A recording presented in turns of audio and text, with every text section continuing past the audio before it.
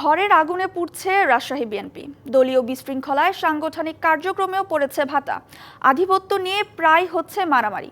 দলীয় নেতাকর্মীদের হাতে গত 6 মাসে হত্যার শিকার হয়েছেন 3 জন, আহত অর্ধ শতাধিক। তবু বন্ধ হচ্ছে না হানাহানি। সম্প্রতি মহানগর বিএনপির শীর্ষ নেতাদের বিরুদ্ধে সংবাদ সম্মেলন করে চাঁদাবাজি, জমি দখল ও আওয়ামী দোসরদের পদ দেওয়ার অভিযোগ করেছে দলটির সাবেক নেতারা। আধিপত্য বিস্তার, চাঁদাবাজি সহ নানা কারণে রাজশাহী বিএনপির অভ্যন্তরীণ দ্বন্দ্ব চরম আকার ধারণ করেছে। এসব ঘটনায় 2 কর্মী ও 1 জন রিকশা চালককে কুপিয়ে হত্যাসহ নিজেদের মধ্যেই হানাহানিতে লিপ্ত থাকছে দলটির নেতাকর্মীরা। বিশৃঙ্খলা ও বিভক্তি এতটাই বেড়েছে যে সম্প্রতি মহানগর বিএনপির নেতারা কেন্দ্রীয় 3 নেতা, চেয়ারপারসনের উপদেষ্টা মিজানুর রহমান মিনু, মোসাদ্দেক হোসেন বুলবুল এবং শফিকুল হক মিলনকে সতর্কীকরণ চিঠি পাঠান। এতে তোলপাড় হলে চিঠি সংশোধন করা হয়। 25 বছরের ওয়ারেন্টিযুক্ত দীর্ঘস্থায়ী দরজা প্রোটেক্টর, আধুনিক ও মজবুত দরজা।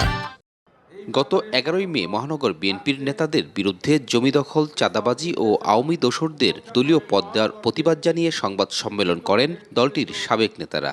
বেআইনিভাবে প্রতিষ্ঠান জবরদখল, ভূমি ভবন দখল, চাঁদাবাজি সহ ব্যক্তিগত অর্থনৈতিক কর্মকাণ্ডের বিএনপির দুর্গ খাত রাজশাহী দলের ভাবমূর্তি ক্ষুণ্ণ করেছেন। যারা আন্দোলন সংগ্রামের সঙ্গে ছিল, জেল খেটেছে বারবার, একাধিক মামলা, পুলিশের অত্যাচারে বাসায় থাকতে পারে নাই, এমন নেতাকর্মীদেরকে কিন্তু দায়িত্ব দেওয়া হচ্ছে না। তারা বলছে আমরা গণতান্ত্রিকভাবে কমিটিগুলি করছি, কিন্তু আসলেও তা না। তবে এসব অভিযোগকে ভিত্তিহীন বলছেন মহানগর বিএনপি নেতারা। আমরা ওপেনলি কাউন্সিল করছি, আমরা বলছি যে আপনারা আসেন, সবাই আসেন, এবং ইভেন আমরা অন্য পার্টির লোককে আমরা আমন্ত্রণ করছি। সাংবাদিক তো আছেই, তো তারা ধরে দেখ যে কোনটা আওয়ামী লীগের লোক।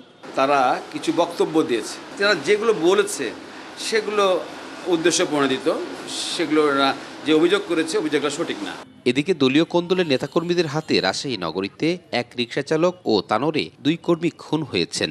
এছাড়া মহানগর যুবদলের যুগ্ম আহ্বায়কের বাড়িতে আগুন দেওয়ার ঘটনাও ঘটেছে। এদিকে গেল বুধবার রাতে সরকারি খাসপুকুর ইজারা নিয়ে বিরোধের জেরে পুঠিয়ায় বিএনপির অফিস পুড়িয়েছে একাংশের নেতারা। দায়িত্বশীল নেতারা বলছেন এসব বিরোধ নিরসনের চেষ্টা চলছে। সেই অভিযোগগুলো বিবেচনায় রেখে দল সবাইকে একই জায়গায় একটা প্ল্যাটফর্মে নিয়ে এসে, একটা ছাতায় নিয়ে এসে দল যেন আরও শক্তিশালী হয়, আগামী নির্বাচন যেন আমরা বিজয় লাভ করতে পারি, সেই লক্ষ্যে কাজ করে যাবে। আগামী নির্বাচনে সাফল্য পেতে হলে বিভেদ ভুলে ঐক্যবদ্ধ থাকতে হবে বিএনপিকে, এমন কথা বলছেন দলটির অনেক সদস্য। Sourav Habib, DBC news, Rajshahi.